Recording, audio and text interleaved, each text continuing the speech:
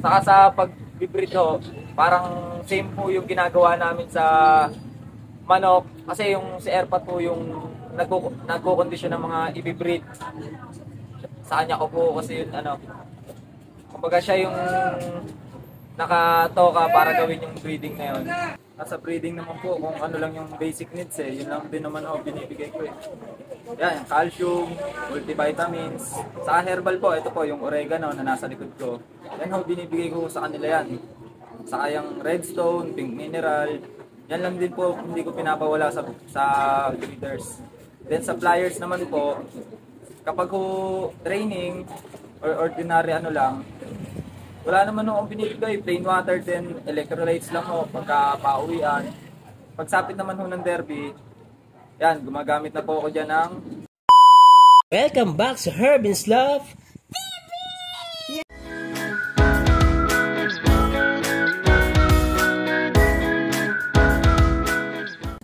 Good morning mga kahabi. Ako nga po pala si Merwin Pasilona, Pigeon Fancier ng South Bilwan, Cabuyao, Laguna. Ang loaf name ko po ay MP Loaf. Paano ka nagsimula sa pagkakalapate or pagiging isang pigeon fancier? Ako po sir, nagsimula ako nung ano eh.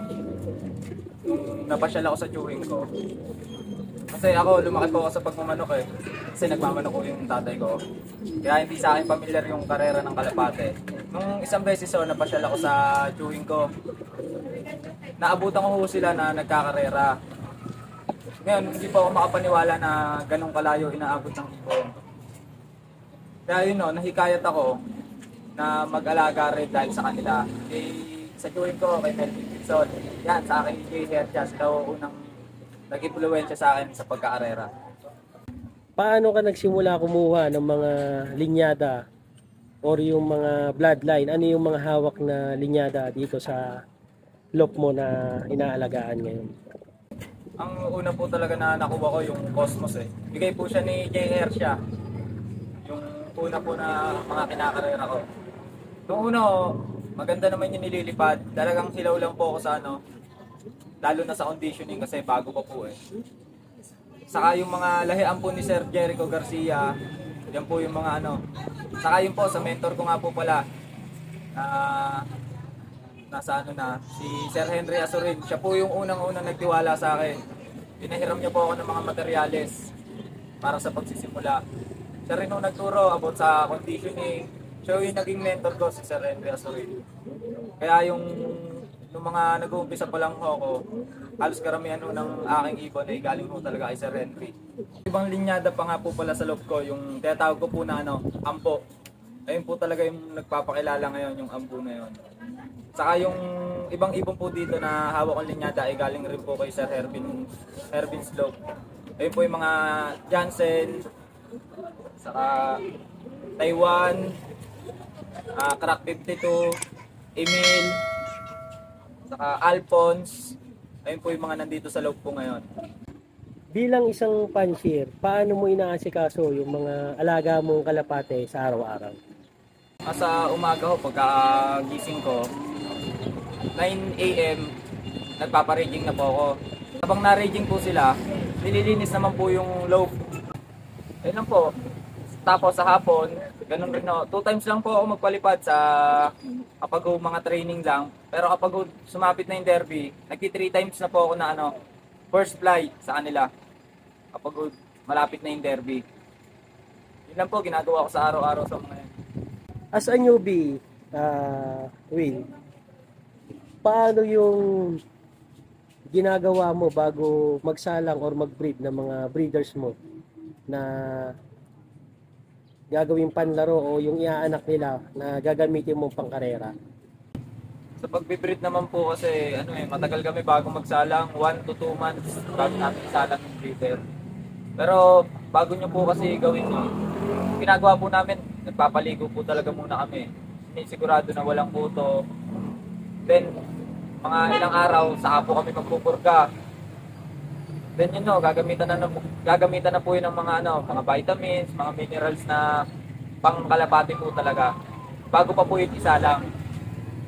Saka sa pag-breed ho, parang same po yung ginagawa namin sa manok. Kasi yung si Erpat po yung nagko-condition ng mga i-breed. Sa kanya ko po kasi kumbaga siya yung nakatoka para gawin yung breeding na yun. Pagdating doon, Win, sa sa mga flyers, paano yung diskarte mo or paano mo sila mapalakas bago dumating yung training ng club? Ako po kasi pagka galing sa breeding, yung inakay ho, kunyari 1 month na ho yung inakay, binubukod ko na po sila sa magulang nila. Then, binuviewing ko na po yun. Kapag ho medyo marunong na sa trapping or nakakaronda na sila, yan, tinutos po namin yan ng Pero malapit lang naman po, mga 3 to 5 kilometers, ganyan. Palagi ho yun. Kung saan po yung laro nila, kung north or south, dun ho namin sila sinasanay. Tapos kapag ho naglabas naman ng schedule yung club, kumakarga na po talaga agad kami nan, kahit simula pa lang po ng training, kinakarga na po at timano namin yan. Kasi hindi naman po kami nakakapag-self-toss ng malayo, ng 20 to 30 kilometers. Kasi parehas naman po kasi kami busy ng tatay ko, kaya wala akong nag-self-toss ng ibon ko. Kaya yun sa training lang po ng track talaga kami umaasa.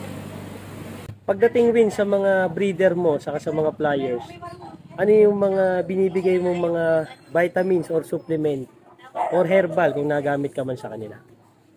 Sa breeding naman po, kung ano lang yung basic needs yun lang din naman binibigay ko Yan, calcium, multivitamins. Sa herbal po, ito po yung oregano na nasa likod ko.